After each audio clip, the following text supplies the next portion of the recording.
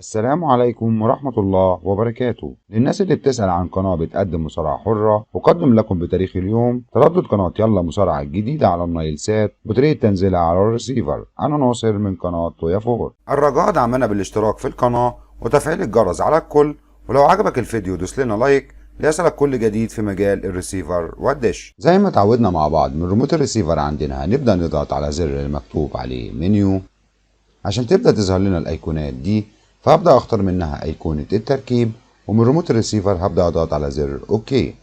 هتظهر لي القايمة دي، هبدأ أختار منها كلمة قايمة الترددات. بعد كده من ريموت الريسيفر بردك هضغط على زر أوكي عشان يبدأ يدينا القايمة دي. هتتأكد في الأول إن القمر هو النايل سات. بعد كده زي ما اتعودنا مع بعض هتلاقي في 4 ألوانات تحت، نفس الألوانات اللي عندك في ريموت الريسيفر.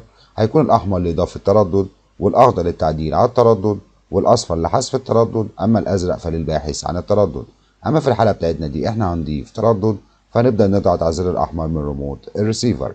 زي ما انتم شايفين ظهر لنا القايمة دي، فالتردد ومعدل الترميز والاستقطاب. بالنسبة للتردد اللي معانا هيكون كالتالي: هيكون التردد 10853، ده بالنسبة للتردد. أما معدل الترميز فهيكون 27500. أما الاستقطاب فهيكون أفقي. بعد كده من ريموت الريسيفر عندنا هنبدأ نضغط على زر أوكي. لو اداك مرسل موجود معنى كده التردد موجود عندك، مفيش أي مشكلة. كل اللي أنت هتعمله هتيجي من ريموت الريسيفر بردك هتضغط على زر أوكي عشان يبدأ يديك علامة الصح دي. بعد كده تبدأ تتأكد من الإشارة عندك هل هي جيدة ولا لأ. بعد كده هنبدأ بقى نعمل باحث عن التردد، فنبدأ نضغط على الزر الأزرق من ريموت الريسيفر علشان تظهر لنا القايمة دي. هيقول الباحث عن الشبكة، طبعا هخليه إغلاق، إحنا هندور على التردد ده بس. بعد كده هنبدأ نشوف نوع القناة، طبعا هنخليها مجانية. بعد كده بردك من ريموت الريسيفر هتبدأ تضغط على زر أوكي. زي ما انتم شايفين بدأ يعمل معايا باحث. في النهاية التردد ده هينزل معايا 41 قناة. بيقول لي حفظ نتيجة البحث، هاجي على نعم واضغط على أوكي. بعد كده حفظ البيانات بردك هضغط على أوكي. بعد كده تبدأ تنزل تحت قناة واحد عشان تبدأ تشوف القنوات اللي نزلت معايا الجديد.